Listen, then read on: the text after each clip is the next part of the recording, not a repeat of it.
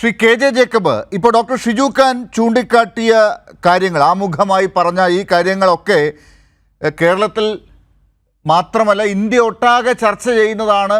ഒരു ഇടതുപക്ഷത്തിൻ്റെ നേതാവ്, കേരളത്തിൻ്റെ മുഖ്യമന്ത്രി എങ്ങനെയാണ് BJPയെ നേരിടുന്നത് എന്നുള്ളതിനെക്കുറിച്ച്. അവിടെ ആ കേരളത്തിലെ രാഷ്ട്രീയ സാഹചര്യവും രാജ്യം മുഴുവൻ കൃത്യമായി അറിയാവുന്നതാണ്. ബാക്കിയെല്ലാം വേണമെങ്കിൽ ഞങ്ങൾ അരക്കായി നോക്കാം, പക്ഷേ ഏറ്റവും ഭയപ്പെടുന്നത് കേരളത്തിലെ സ്ഥിതിവിശേഷം ഓർത്തിട്ടാണ് എന്ന് നരേന്ദ്രമോദിയെ കൊണ്ടുപോലും പറയിച്ച ഇടത് രാഷ്ട്രീയത്തിൻ്റെ കേന്ദ്രമാണ് കേരളം. അതിനെ നയിക്കുന്ന പിണറായി വിജയനെ ഇവിടെ വന്ന് മത്സരിച്ച് ഈ രീതിയിൽ പ്രകോപിപ്പിച്ച് പ്രസ്താവനകൾ നടത്തി ഇപ്പോൾ ഇന്ന് മുഖ്യമന്ത്രിയിൽ നിന്ന് തിരിച്ച് മറുപടിയും വാങ്ങി നിൽക്കുമ്പോൾ ഇത് കൊടുത്തു വാങ്ങിയതല്ലേ എന്ന് ചോദിക്കാൻ തോന്നുന്നില്ലേ? അതല്ലേ ശരി?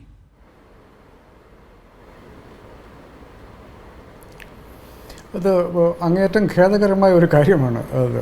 കാരണം ഇന്ത്യ ഇന്ന് എത്തി നിൽക്കുന്നത് ശ്രീ ഷിജു ഖാൻ നേരത്തെ സൂചിപ്പിച്ചതുപോലെ നമ്മുടെ പൗരാവകാശങ്ങൾ ഓരോന്നോരോന്നായി എടുത്തു മാറ്റിക്കൊണ്ടിരിക്കുന്ന, ഇനിയും എടുത്തു മാറ്റാൻ സാധ്യതയുണ്ട് നമ്മൾ ഭയപ്പെടുന്ന ഒരു ഭരണകൂടത്തെ നിയമപരമായി ഭരണഘടനാപരമായി അധികാരത്തിൽ നിന്ന് മാറ്റാനുള്ള വലിയ സമരത്തിൽ ഇന്ത്യയിലെ മനുഷ്യർ ഏർപ്പെട്ടിരിക്കുമ്പോൾ എന്തിനാണ് ശ്രീ രാഹുൽ ഗാന്ധി ഇത്തരം കാര്യങ്ങൾ, അദ്ദേഹത്തിൻ്റെ പാർട്ടിയുടെ പോലും നിലപാടല്ല അത്, ഇത് വന്ന് കേരളത്തിൽ വന്ന് പറയുക എന്നുള്ളത് നമ്മളെ സത്യത്തിൽ ഞെട്ടിക്കുന്ന കാര്യമാണ്. ഇതിൻ്റെ ആവശ്യമില്ലാത്ത ഒരു കാര്യമാണ്. ഞാൻ ശ്രദ്ധിക്കരുത്, രാഹുൽ ഗാന്ധി പറയുന്നത് ഞാൻ RSSനെ 24 മണിക്കൂറും വിമർശിക്കുന്നു, അവർ എന്നെ വേട്ടയാടുന്നു. ശ്രീ പിണറായി വിജയൻ എന്നെ 24 മണിക്കൂറും വിമർശിക്കുന്നു. അതാണ് അദ്ദേഹത്തിൻ്റെ പ്രധാന ആരോപണങ്ങളിലൊന്ന്. എപ്പോഴാണ് മുഖ്യമന്ത്രിയോ കേരളത്തിലെ ഇടതുപക്ഷ പാർട്ടികളോ രാഹുൽ ഗാന്ധിയെ വിമർശിക്കുക?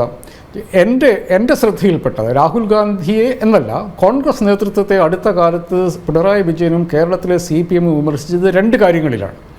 ഒന്ന്, വയനാട്ടിൽ കോൺഗ്രസിൻ്റെയും മുസ്ലിം ലീഗിൻ്റെയും കൊടി ഒളിപ്പിച്ച് വെച്ച് നടത്തിയ, അവിടെ ഇത് ആവശ്യമില്ല എന്ന് പറഞ്ഞിട്ടുള്ള ഒരു നിലപാട്, കൊടി വേണ്ട എന്നുള്ള നിലപാട്. നമുക്കൊക്കെ അറിയാം എന്തുകൊണ്ടാണ് അത് എന്ന്. അത് അവിടെ ഒരു കോൺഗ്രസിൻ്റെ കൊടി വെച്ചാൽ മുസ്ലിം ലീഗിൻ്റെ കൊടി വെക്കേണ്ടി വരും, മുസ്ലിം ലീഗിൻ്റെ കൊടി വെച്ചാൽ അത് പാകിസ്ഥാനാണ് എന്ന് RSS BJP പറഞ്ഞ് പ്രചരണം നടത്തും. അതൊന്ന്. രണ്ടാമത്തേത് CAA കാര്യത്തിൽ. ഇത് CAA എന്ന് പറഞ്ഞാൽ ഇപ്പം പൗരത്വ നിയമ ഭേദഗതി എന്നുള്ളത് ഇന്ത്യയിലെ ഒരു മുസ്ലിമിൻ്റെയും ഇതിപ്പോൾ എടുത്തു കളയും എന്നൊരർത്ഥത്തിലല്ല ഇതിനെ പ്രതിപക്ഷ പാർട്ടികൾ എതിർക്കുന്നത്. നമ്മുടെ ഭരണഘടനയുടെ ഏറ്റവും അടിസ്ഥാനപരമായിട്ടുള്ള നിയമത്തിൻ്റെ മുൻപിലുള്ള തുല്യത എന്നുള്ള ഭരണഘടനാ സിദ്ധാന്തത്തെ അട്ടിമറിക്കുന്ന ഒരു നിയമമാണത്.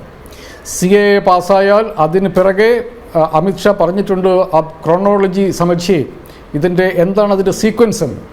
CAA, NRC അതാണ് RSS BJPയുടെ പരിപാടിയെന്ന് BJPയുടെ ഏറ്റവും സമുന്നതനായ നേതാവ് തന്നെ പറഞ്ഞിട്ടുണ്ട്. അപ്പോൾ നമ്മുടെ ഭരണഘടനയെ അട്ടിമറിച്ചുകൊണ്ട് CAA ഭരണഘടന പൗരത്വ നിയമ ഭേദഗതി വരുമ്പോൾ അടുത്തതെന്ത് എന്നുള്ള ഭയം, അത് ന്യൂനപക്ഷങ്ങളുടെ മാത്രം പ്രശ്നമല്ല, ഈ രാജ്യത്തിൻ്റെ ഭരണഘടനയിൽ വിശ്വസിക്കുന്ന എല്ലാവരുടെയും പ്രശ്നമാണ്.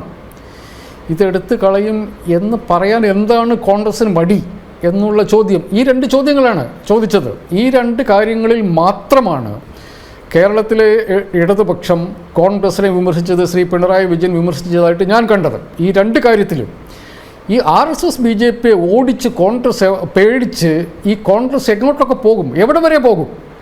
അവരുടെ കൊടി പൊക്കാൻ പറ്റാത്ത വിധത്തിലേക്ക് കോൺഗ്രസ് ഓടുന്നുണ്ടോ? ഈ ചോദ്യം ചോദിക്കുന്നത് കോൺഗ്രസിനെ പരിഹസിക്കാനല്ല. ഈ രാജ്യത്ത് ഇപ്പോഴും ഏറ്റവും വലിയ രാഷ്ട്രീയ പ്രസ്ഥാനങ്ങളൊന്ന് കോൺഗ്രസ്സാണ്. അവർക്കൊപ്പമാണ് ഈ ബാക്കി ഇന്ത്യ സഖ്യത്തിലുള്ള മുഴുവൻ ആളുകളും ചേർന്ന് നിന്ന് RSS BJP നേരിട്ടുകൊണ്ടിരിക്കുന്നത്.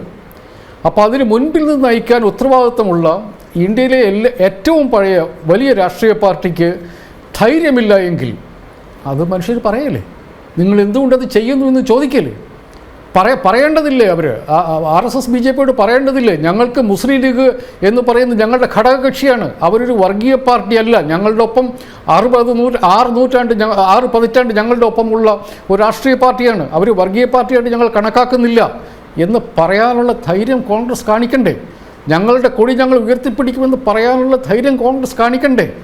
ഈ ഭരണഘടനയെ അട്ടിമറിക്കുന്ന ഈ നിയമ ഭേദഗതി ഞങ്ങൾ എടുത്ത് കളയും എന്ന് സ്പെസിഫിക്കായിട്ട് പറയാൻ കോൺഗ്രസ്സിന് പറ്റേണ്ടതില്ലേ?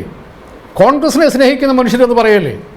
കോൺഗ്രസ്സുകാരെല്ലാവരും നേതാക്കന്മാരല്ലോ. നമ്മുടെ നാട്ടിൽ വോട്ട് ചെയ്യുന്ന കോൺഗ്രസ്സുകാർ ലക്ഷക്കണക്കിനില്ലേ? ആ കോൺഗ്രസ്സുകാരുടെ ചിന്തയല്ലേ അത്? ഞാൻ കണക്കാക്കുന്ന അങ്ങനെയാണ്.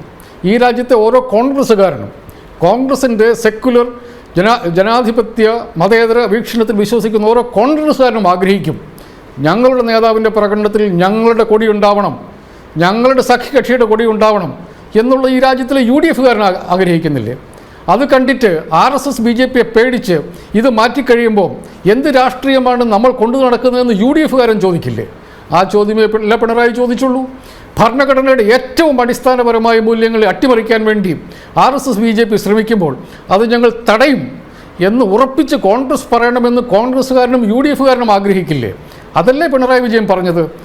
അതിൻ്റെ പേരിൽ അതിലെവിടെയാണ് രാഹുൽ ഗാന്ധിയെ നേരിട്ടുള്ള വിമർശനമുള്ളത്? 24 മണിക്കൂറും കേരളത്തിന് മുഖ്യമന്ത്രി എന്നെ വിമർശിക്കുന്നു എന്ന് അദ്ദേഹത്തിന് ആർക്കാണ് ഈ വിവരം കൊടുത്തത്? എനിക്ക് അവരോടാണ് ചോദിക്കാനുള്ളത്. രാഹുൽ ഗാന്ധിയോട് ആരാണ് ഇത് പറഞ്ഞു കൊടുത്തത്? പിണറായി വിജയൻ രാവിലെ എണീറ്റ് അദ്ദേഹത്തിൻ്റെ പണി രാഹുൽ ഗാന്ധിയെ വിമർശിക്കലാണ് എന്ന്. ഈ രണ്ട് സ്പെസിഫിക് ആയിട്ടുള്ള രണ്ട് കാര്യത്തിലുള്ള രാഷ്ട്രീയ വിമർശനമല്ലാതെ രാഹുൽ ഗാന്ധി എന്ന കോൺഗ്രസ് നേതാവിനെതിരെ എന്ത് വ്യക്തിപരമായ വിമർശനമാണ് കേരളത്തിലെ ഇടതുപക്ഷം നടത്തിയിട്ടുള്ളത്? ഈ മറ്റേ രണ്ട് കാര്യങ്ങളിൽ അത് രാഷ്ട്രീയമല്ലേ? അത് രാഷ്ട്രീയ വിമർശനമല്ലേ? അത് പറയാതിരിക്കാൻ പാടുമോ? അത് പറഞ്ഞില്ല എങ്കിൽ കോൺഗ്രസ് എന്നും കാണിച്ചിട്ടുള്ള, അതായത് ഒരു പ്രശ്നം വരുമ്പോൾ, നമ്മുടെ രാജ്യം നേരിടുന്ന ഒരു പ്രശ്നം വരുമ്പോൾ അതിൽ നിന്ന് ഒളിച്ചോടി പോകാനുള്ള കോൺഗ്രസിൻ്റെ ശ്രമം ഇന്ന് കോൺഗ്രസിൻ്റെ ഏറ്റവും വലിയ നേതാവിനെ വയനാട്ടിൽ കൊടിയില്ലാതെ നിർത്തുന്നു. ഇത് കേരളത്തിലെ ഒരു കമ്മ്യൂണിസ്റ്റുകാരൻ വളരെ സന്തോഷത്തോടുകൂടി പറയുന്ന കാര്യമല്ല എന്നുള്ള കാര്യം കോൺഗ്രസ്സുകാർ മനസ്സിലാക്കണം. കാരണം ഈ വലിയ വിപത്തിനെ, ഈ കോൺഗ്രസിനെയും രാഹുൽ ഗാന്ധിയും വയനാട് വരെ ഓടിച്ച ഈ പാർട്ടികൾ ബാക്കിയുള്ള ജനാധിപത്യ പ്രസ്ഥാനങ്ങളെ ഓടിക്കാൻ വേണ്ടി തയ്യാറെടുക്കുകയാണെന്നുള്ള കാര്യം അവർക്കറിയാം, കോൺഗ്രസ്സുകാർക്കും അറിയാം. എത്ര കാലം ഓടും? തിരിഞ്ഞു നിന്ന് വർത്തമാനം പറയണ്ടേ? ആ വർത്തമാനം പറഞ്ഞതിൻ്റെ പേരിലല്ലേ ഇപ്പോൾ മുഖ്യമന്ത്രിക്കെതിരെ രാഹുൽ ഗാന്ധി തിരിഞ്ഞത്? എന്ത് കേസുണ്ടായിട്ടാണ്? രാഹുൽ ഗാന്ധി ആരാണ് ഈ കാര്യങ്ങൾ പറഞ്ഞു പഠിപ്പിക്കുന്നത്? എന്ത് കേസാണ് പിണറായി വിജയൻ്റെ പേരിലുള്ളത്? എന്തുകൊണ്ട് ED ചോദ്യം ചെയ്ത്? ഏത് കേസിൽ ചോദ്യം ചെയ്യണമെന്ന് രാഹുൽ ഗാന്ധിയോടൊന്ന് ചോദിക്കാരെങ്കിലും ചെന്നിട്ട്. ഏത് കേസിലാണ് രാഹുൽ ഗാന്ധിയെ ചോദ്യം ചെയ്യേണ്ടത്? പിണറായി വിജയനെ ചോദ്യം ചെയ്യേണ്ടത്? ഈ ചോദ്യം ചെയ്യാൻ വേണ്ടിയിട്ടല്ലേ പിണറായി വിജയൻ്റെ മുൻ സെക്രട്ടറിയായിരുന്ന IAS ഉദ്യോഗസ്ഥനെ ഏകദേശം 1 വർഷത്തോളം ജയിലിലിട്ട് പീഡിപ്പിച്ചത്? ഇങ്ങനെയല്ലേ അരവിന്ദ് കെജ്രിവാളിനെ ജയിലിലെടുത്തിട്ടത്? ഇങ്ങനെയല്ലേ മനീഷ് സിസോദിയെ ജയിലെടുത്തിട്ടത്? ഓരോ പ്രതികളെ പിടിച്ച് ജയിലിലിട്ട് അവരുടെ അടുത്ത് സാക്ഷിമൊഴി ഉണ്ടാക്കി ഈ നേതാക്കന്മാരെ പിടിച്ച് ജയിലിലിട്ടു. അങ്ങനത്തെ ഒരു കാര്യം പിണറായി വിജയനെതിരെയും ചെയ്യണമെന്നാണോ രാഹുൽ ഗാന്ധി സംസാരിക്കുന്നത്? രാഷ്ട്രീയപരമായ പ്രശ്നങ്ങൾ വന്നു കഴിയുമ്പോൾ രാഷ്ട്രീയമായി നേരിടാൻ രാഹുൽ ഗാന്ധിയും കോൺഗ്രസ് തയ്യാറാകണം. രാഹുൽ ഗാന്ധി ചെറിയ നേതാവല്ല, അദ്ദേഹം ഇന്ത്യൻ നാഷണൽ കോൺഗ്രസിൻ്റെ പ്രസിഡൻ്റായിരുന്ന ആളാണ്.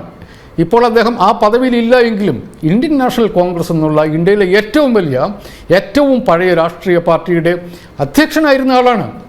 അദ്ദേഹം എതിരാളികളുടെ രാഷ്ട്രീയത്തിനൊപ്പിച്ച് സ്വന്തം രാഷ്ട്രീയം മാറ്റിക്കഴിയുമ്പോൾ അത് മനുഷ്യർ ചൂണ്ടിക്കാണിക്കില്ലേ? അത് രാജ്യത്തിൻ്റെ അടിസ്ഥാനപരമായ കാര്യങ്ങളെ ബന്ധപ്പെട്ടാകുമ്പോൾ ആ വാക്കുകൾക്ക് ചിലപ്പോൾ രൂക്ഷത വന്നിരിക്കും. അതിന് ഇങ്ങനെയല്ലല്ലോ പ്രതികരണം വരിക. അതിന് ഇയാളെ പിടിച്ച് ജയിലിടണമെന്നല്ലോ പറയുക. എന്തുകൊണ്ട് ഞങ്ങളിത് ചെയ്യുന്നില്ല? എന്തുകൊണ്ട് ഞങ്ങൾ കൊടി ഉയർത്തുന്നില്ല? എന്തുകൊണ്ട് ഞങ്ങൾ CAA കുറിച്ച് സ്പെസിഫിക്കായിട്ട് പറയാൻ ധൈര്യപ്പെടുന്നില്ല എന്നുള്ള മറുപടി കോൺഗ്രസ്സുകാർ പറയട്ടെ. അങ്ങനെ മറുപടി പറയുന്നതിന് പകരം ഈ ചോദ്യം ചോദിക്കുന്ന ആളുകളെ പിടിച്ച് ജയിലിലിട്ടുകൂടെ എന്ന് ചോദിക്കുന്നത്, കോൺഗ്രസ് അത് ചെയ്യുന്നത് അങ്ങേയറ്റം ഖേദകരമാണ്. പ്രശ്നങ്ങൾ വരുമ്പോൾ ഒളിച്ചോടുകയല്ല. അങ്ങനെ ഒളിച്ചോടാൻ മാത്രമേ നേരം കാണൂ. തിരിച്ച് തല പോയാൽ പോകട്ടെ എന്ന് പറയാനുള്ള ധൈര്യം രാഷ്ട്രീയ പാർട്ടികൾ കാണിക്കണം. അതുമാത്രമേ പിണറായി വിജയൻ കാണിച്ചുള്ളൂ.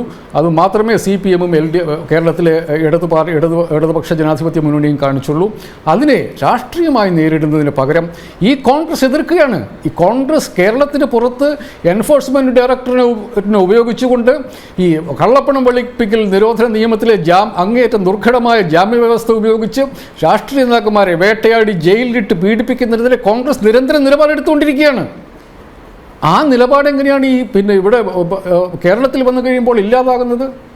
അത് വളരെ പാപ്പരായ രാഷ്ട്രീയമാണ്. കോൺഗ്രസിന് അത് ഒരിടത്തും എത്തിക്കില്ല. കേരളത്തിലെ വോട്ടർമാരോട് പറയുമ്പോൾ ഞങ്ങൾക്ക് നിലപാടില്ല എന്ന് കോൺഗ്രസ്സുകാർ പറയേണ്ടി വരും. അതിലുള്ള ജാള്യത മറയ്ക്കാൻ വേണ്ടി അതിൻ്റെ ഉത്തരവാദിത്തം പിണറായി വിജയൻ്റെ പുറത്തേക്ക് കെട്ടിവെക്കുകയാണ്. മനുഷ്യർക്കത് മനസ്സിലാവും. ശരി.